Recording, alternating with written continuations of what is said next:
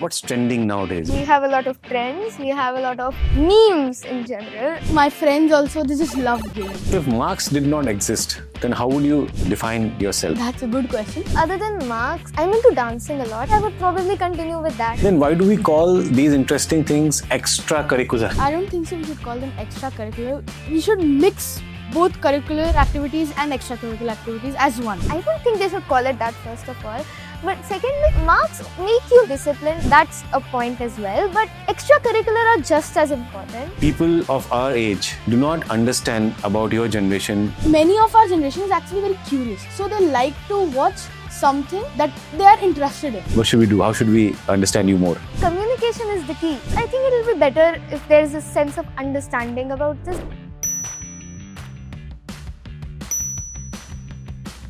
Would you like to share any one or two strengths which you really associate with? Yeah, I think I use learner and strategic the most. The two strengths that I relate to the most is achiever and relator. So what would you suggest students? How should students actually find themselves? That's a good question, first of all. And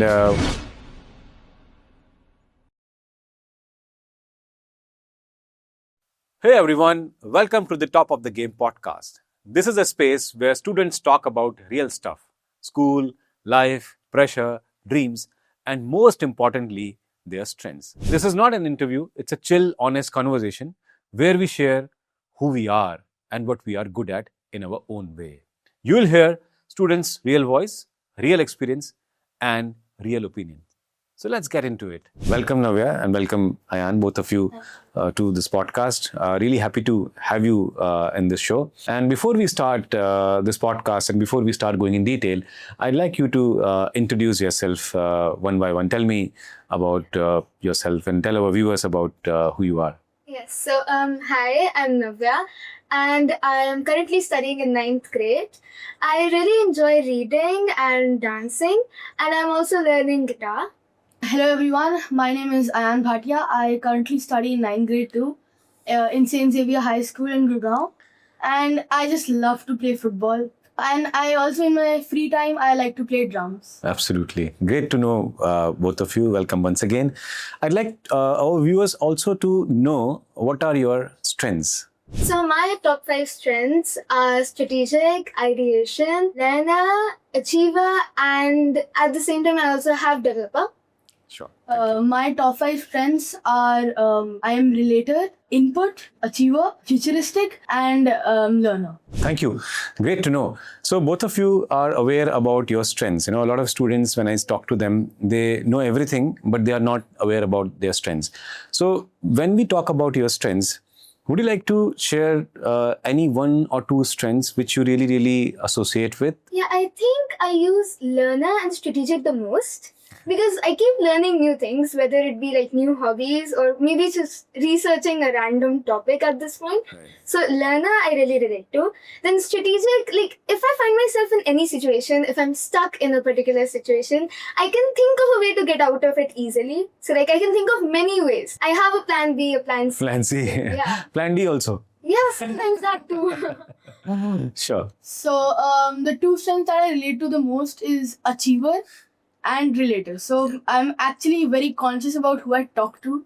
Achiever is something that I'm really dedicated. I like to finish my work. What I started, I have to finish it, or I'll just start crying about it anytime. Right. So absolutely. So if you look at, to your viewers, both of them talked about strengths. So let's say Navya talked about a strength called strategic, which is her ability of creating plan A, plan B, plan C. She's never stuck anywhere. She's able to arrive at solutions and quickly move on from those solutions. You know, she can take those decisions of creating plan A, plan B, plan C very easily, effortlessly, without making too much of effort. Similarly, Ayaan is one person who has a strength called achiever, and he relates a lot with achiever, and that gives him an ability to enjoy in an environment where he likes targets. He likes, deadlines. He's not afraid of deadlines. He gives goals to himself and he tries to finish those tasks on a regular basis. Great. So how does it change overall perspective of looking at self when at this age you start understanding about your strengths? What happens? So I think when you know your strengths at an early age, you can start focusing on them instead. Right. Because I think everyone, like in general, we always focus on the areas of improvement, like the weaknesses. Like, oh yes, I'm not good at this. But like we kind of forget to focus on our strengths Right. and what we're actually good at. So when you know your strengths at an early age, I think you can pursue them further and you can actually make something of it earlier. Learning about your strengths at an early age helps you to know who you truly are. So I've seen many friends of mine, they don't know what to do. They're just studying, like they wake up every day, study, play and just sleep. They don't have goals. Right. So knowing about strengths early in life helps you to have goals and actually understand what you are. Right. Absolutely. So now let's make the conversation a bit lighter. I'd like to understand from you, and I'm really curious to always understand what's happening in your generation. So let's say the favorite question that I have, and I learn from these answers that I get to this question from all of you, is what's trending nowadays? What is Trending? I don't know. Like memes and all are trending, that I know. Yeah. And not really sure because with that social media, with this boon of social media, we have a lot of trends, Yeah. we have a lot of memes in general. Yeah. I think you can add something more to it. Like my friends also, they just love gaming. So they're like, leave anything else, leave doctor, leave engineering, we'll just become a gamer. gamer? Yeah. A lot of people want to actually pursue a career in direction where they want to follow what they really like to do, and I think that's trend. Yeah, you were saying something. Yeah, no, I was just adding to your point that I think nowadays they're actually focusing on their hobbies, like something they actually like to do. Right. Like earlier it used to be, I think, a lot of parental pressure, like not on me, I'm not talking about myself. Yeah. Parents don't put pressure, that's great. But in general, like peer pressure and parental pressure add to a lot of things. But nowadays I've seen like this generation particularly, it's like they will be doing what they want to do. Right. Like their hobbies, their interests. Right. How about you, Anne? I don't think there's anything to add here. She said. So what do you think people of our generation, like, I'm also a father of a girl. She's 16-year-old. She's studying in class 11th. A lot of things I might not understand about her. Perhaps, because I talk to a lot of children, I spend a lot of time with students. So therefore, I have started understanding you all more. A lot of people like me who are also parents don't understand a lot of things about your generation. So I know that your parents are very supportive, very accepting, but you also have other adults in the society, like your teachers, like other people, relatives, and all that. What do you think people of our age, our generation, do not understand about your generation clearly? Where is the gap that you see? I think maybe it's because of like how we have choices. We're actually really aware of things. Because again, internet, social media, AI, it's everywhere, and it's an extremely good advantage to our generation. I feel that we're aware about things and we know a lot of things. Right.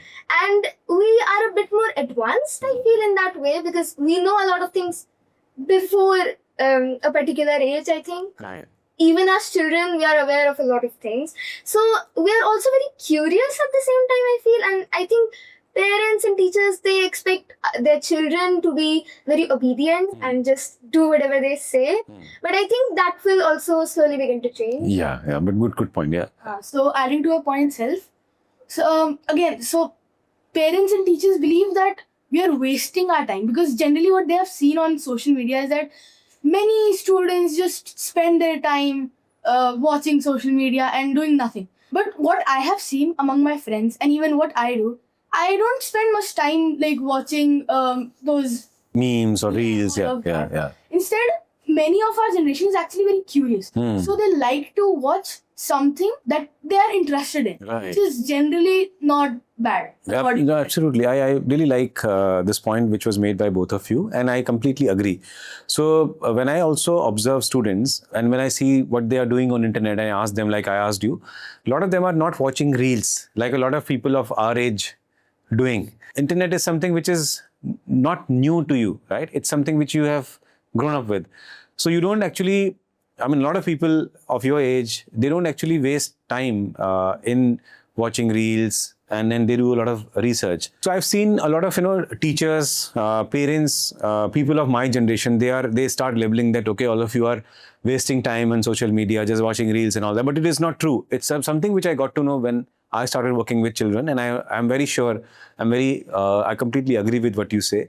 But I don't see a lot of teachers, outside school, a lot of parents, they don't understand this. So what should we do? Tell us, give us advice. What should we do to make sure they understand this? What should they do? And in fact, in corporate, people have strong labeling about people of your generation. So tell us, what should we do then? Give us advice. What should we do? How should we understand you more? That's a good question.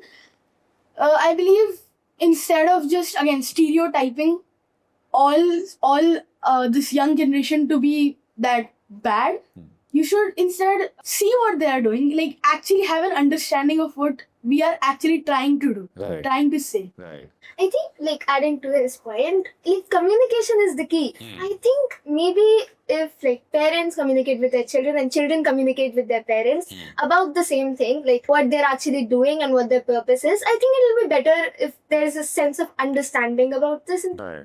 And yeah, so I think that will slowly bridge the gap. Of course, it'll take time because it doesn't come all of a sudden, but it'll happen. Right. Now, do you suggest more mature conversation, not treating teenagers like kids and having more mature conversation in trying to understand what they actually do and understand their daily routine and understand what they are actually doing, getting more inside data? Do you think it is going to help? Yeah, to some extent. Maybe not pestering them in the sense, like, not exactly like just pestering them about the information, but maybe like a bit of an understanding would help both of the generations. Right. Like, the younger generation will also understand the older generation's point of view. Right. Because in the end, they're not wrong. It's just that they're protective, they're not aware of the awareness that the younger generation already has. Right. And when they get that understanding that the younger generation is already aware about these certain topics, Right. I think it'll make more of a bond Yeah. and understanding between the generations. Right. I think, yeah.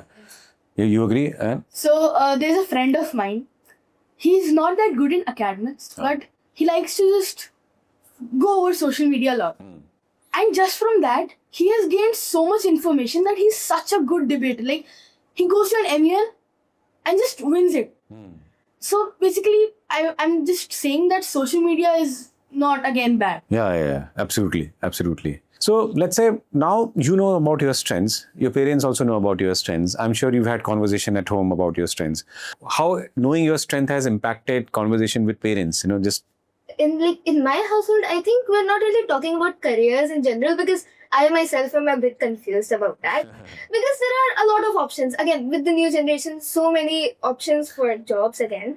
But for the discussion for streams in 11th and like subject choices and all that, for that it has become a lot better because it's like confirmed what I've always wanted to do. Right. Like, I want to pursue like math stream, like maybe maths with commerce and Right. that.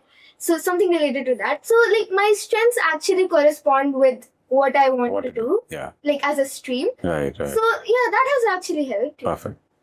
For me too, I wanted to become an astrophysicist. Now, since that achiever strength in me, I like to make goals. Yeah. So, and again, since I was a child, I also want to become an entrepreneur. Yeah. So it has helped. Basically, those conversations that I earlier had with my parents, it has helped. Right. Okay. So coming back to schools now, because schools are a very important place and all of us go to school regularly. That's where you spend a lot of time. What are certain things which you like about modern day schooling? So like when I say modern day, I'm comparing it with my days, older days of schooling and your days of schooling. What has changed? What is very exciting about modern day schooling? I think the biggest change will probably be that, like, as far as I've heard, I don't really know much, but like older schooling was a bit more rigorous, like a lot more rigorous as compared to the modern day schooling. So that's that. And also, like, since it was more rigorous and right now it's way less rigorous, I think students are way more free to express themselves. They can express themselves freely and they get to communicate with people a bit more freely. They get to be themselves. And I feel like schools should also introduce this strengths and stuff. Yeah. then the students will be more comfortable with who they are. Right. And they're already doing a good job, like with making it less rigorous and all that. Yeah. So students are already comfortable, but there's always Yeah, absolutely. Yeah. So teachers have also, like lightened themselves up, because earlier what I've heard and like probably seen, so teachers were like, you have to do this Yeah. and you will do this. Yeah. But now it's like we can openly talk to our teachers. So teachers become like our friends only. Right. So we can talk anything with them and they're like, yeah, that's good. Yeah. They also understand, like, that the age and the information that you all are growing with. Yeah, absolutely. And like you said, understanding strengths, so let's say, like you are highlighting that nowadays teachers also want all of you to be yourself. And to be yourself, you have to know yourself. And to know yourself, the best method is to understand who you are from the lens of strength. That makes things very, very easy for all of us. Great.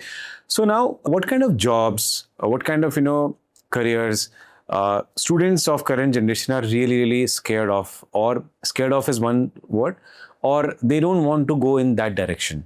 Are there any subjects, careers, which you talk to your colleagues or something which is very common conversation? Again, I mentioned it before itself. Many students in my school want to become a gamer. Like, it's like a trend going on right now. And they don't want to study. Like, obviously there's graduation, there's post-graduation, there's, if you want to do PhD also. They don't want that kind of life. They're like, why should we spend so many years studying? Instead, we can just start making money earlier. Right. So that is... I think it's a very good point. I'd like to build on this point before I come and take your opinion. Yeah, so I have also seen that a lot of students of your age are very passionate about making money. And they don't want to wait to do graduation, post-graduation to make money. They're very passionate that, okay, how can I start making money by doing something? Absolutely, I completely relate. And then a good point, Ayaan, yeah. I think there has been a shift from like the stereotypical professions before. Like earlier it was like lawyer, doctor, engineer, or nothing else. Yeah. That's it.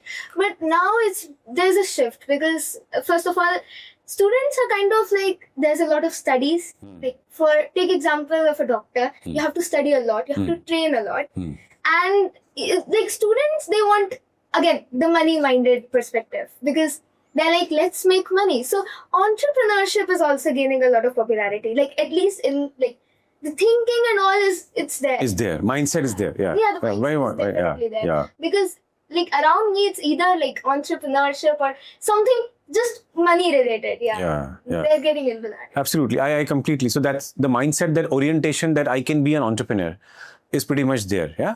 But I also want to share with all the viewers and students on one side, which is very important, that students think about entrepreneurship and all that. But education is also very important. So for example, let's say a lot of students nowadays, they completely discard medical as a profession. So that if they are not, their strengths are not aligned, that's fine. So for example, let's say medical is one profession, being a doctor is something which keeps you alive for a very long period, as a career. So let's say as you age, you become better and you earn more. That's also there. Great. But very interesting thoughts that both of you have shared. Let's talk about one topic which everybody is talking about, and I want to introduce this topic and I want to have this discussion with all of you to make people comfortable. I meet a lot of parents and I also interact with a lot of students. People are really, really scared of AI. Everyone is worried that AI will take up their job and all that. More than children, I see parents are worried because ultimately parents are pretty much focused in making sure their children's career is future-proof, foolproof, it's pretty safe.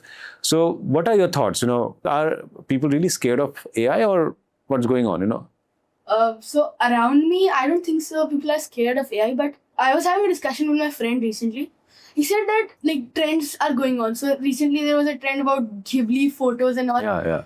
People are uploading photos on AI and then getting something out of it. So I think that those photos are actually, you're just providing them your personal data, which will grow up into it learning from it. So probably the next day you'll see a robot that has your face. So that is one concern that I wanted to. Right. Thank you. Yeah, like some people have that perspective of AI is going to take over the world.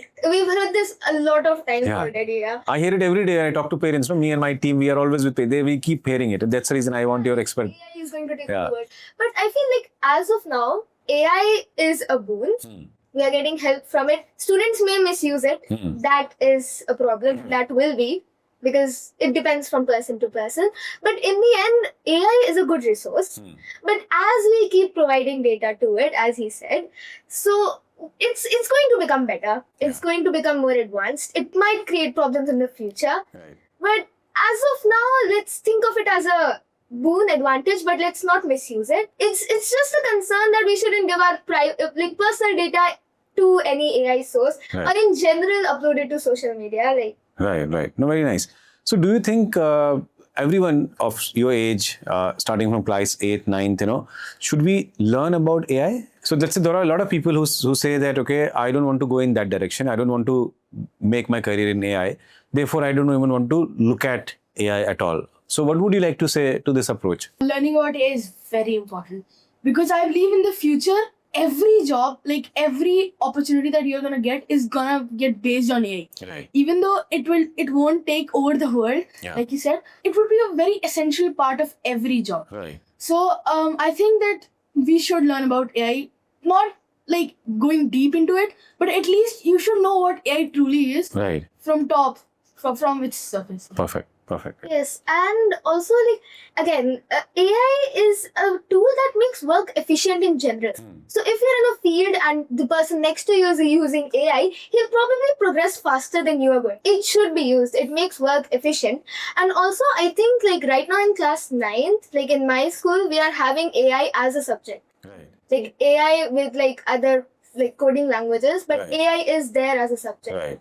So I'd like to talk also about, so let's say there are students who study humanities and they are very comfortable going in that direction. Should they learn the basics of AI or should they not learn? What would you like to say? They should, like I just said, because for example, if you want to be an archaeologist, Right.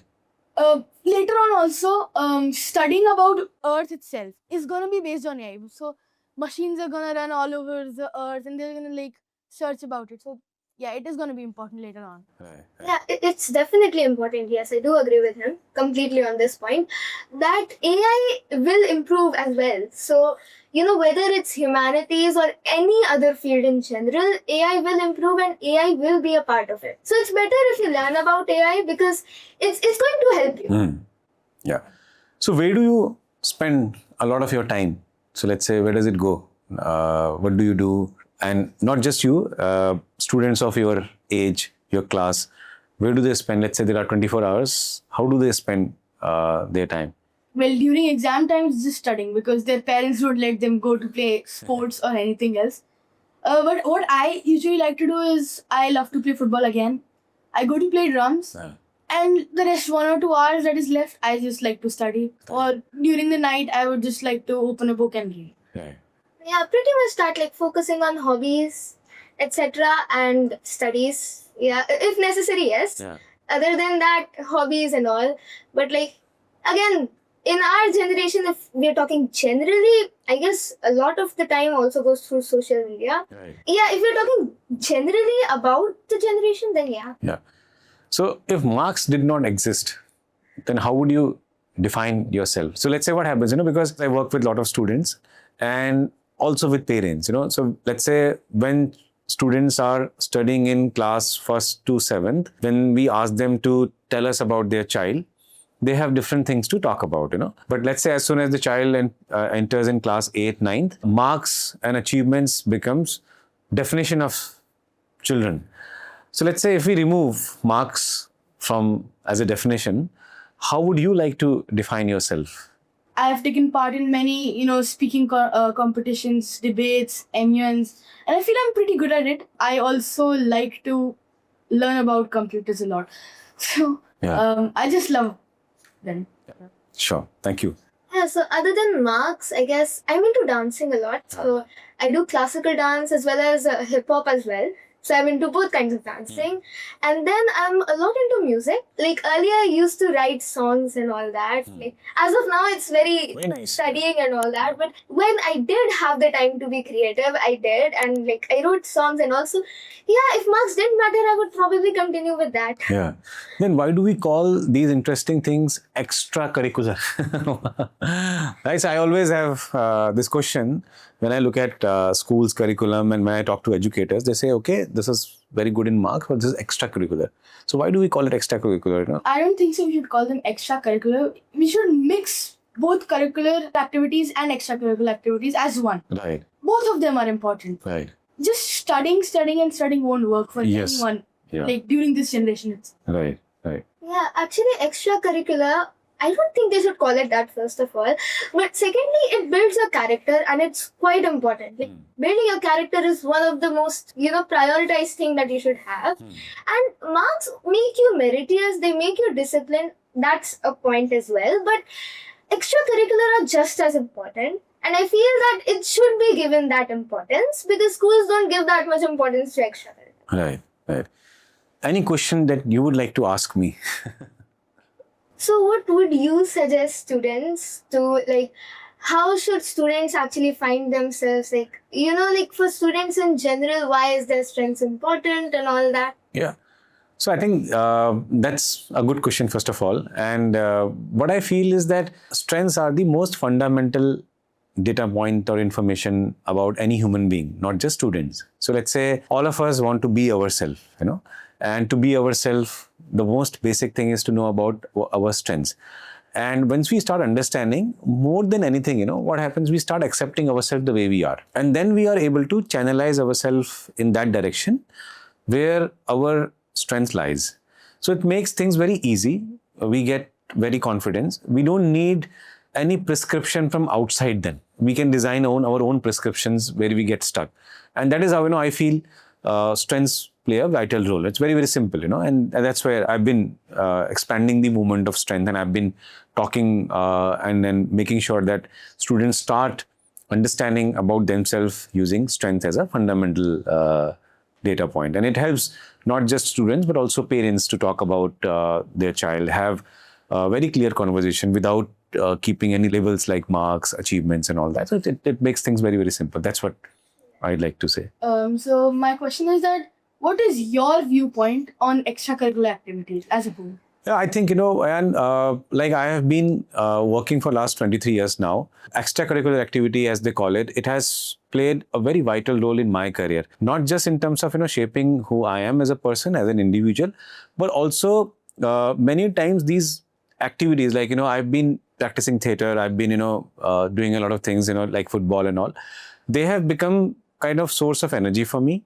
And I also, let's say when I'm not feeling good, I'm not feeling bad, when it comes to taking care of mental well-being, I often rely on these activities. Why? Because I know that these are my go-to switch off activities. It gives me energy back. And I completely agree, like you said in the beginning, while you were answering my question, you said that extracurricular activities should not be extra. And like you also said that they should be part of what we are doing because it helps in character building, And that's the reason I feel bad, because these things are important. And therefore, many times a time comes when, let's say when we start working. So knowledge and skill become equivalent after a point of time. Let's say if we are in the same profession. What matters is that, what are some other things that you have done in your life? And that is where, these things that we do create a lot of advantages for students, That's what I'd like to share. So I just want to know, so both of you have grown up in metro cities. Have you ever got a chance to visit tier 2, tier 3 cities? Have you got a chance to interact with students, let's say in MUNs or any school activity? Have you, first of all, did you get a chance to, or maybe you have relatives and all that, So, because, half of India, more than half of India lives in non-metro cities. So therefore, what has been your experience of interacting with them? What are certain areas they don't have access to in tier 2, tier cities, where the things which we have access to in tier 1 cities? Anything that you have observed? So what I've seen in tier 2 and tier 3 cities, many students have that will to study, which what I've seen in metro cities there isn't, Very nice. but they don't have that access. Yeah. So if I had a chance, I would love to provide them education because they have that inner will. They want to study and they are the future of our country. So I believe we should work. Yeah. So there's a lot of fire because they know that they have to travel a journey. Yeah, absolutely. Yeah. What is your? They're generally more motivated than the people living in metro cities. And I think that's also because we take it for granted. While they have to actually fight for their, access to education, which they do not have to such an extent. Yeah. They might have, but not to such an extent or with such good facilities. And I feel that should be provided because, again, it's not only us who are the future of the country, it's all of us together. Like, the future of India depends on the entirety of the youth. It doesn't matter if you're living in tier 1 or tier 2 or tier 3. All of us should have the right to education. Absolutely. So what do you like about our country, India, the most? Diversity. Okay. Definitely diversity. You get to meet a lot of people. You get to meet a lot of different types of people. They'll have a lot of different types of views, and it's a good experience to talk to other people. And yeah, I think I have the same opinion. Diversity, culture, our country is very rich. Yeah. Great. So before we conclude the podcast, I'd like to ask you if one message that you would like to give of students of your generation, what would that be? Many students give up very early. Just don't give up. Believe in yourself and you can do it. Just every morning, wake up, look into the mirror and say, I can do it. I will do it. That is what I'm saying. Thank you, man. Yeah, I'm gonna say that believe in yourself, as you said, and also find yourself beforehand, okay?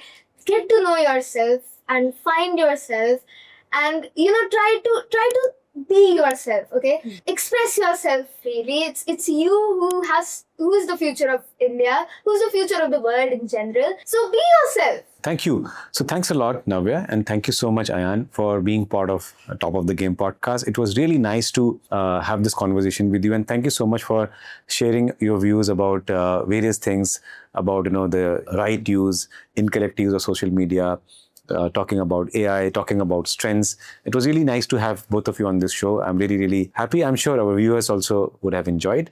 So to all our viewers, thanks for listening to this episode of the Top of the Game podcast. We hope this made you think a little differently about students and their strengths. Because everyone has something they are naturally good at, whether it's creativity, leadership, problem solving, or just being there for people. Strengths show up in many ways. If there is one takeaway, is this: you don't have to be perfect to be on top of your game. You just have to know your strengths. See you next time. Thank you so much.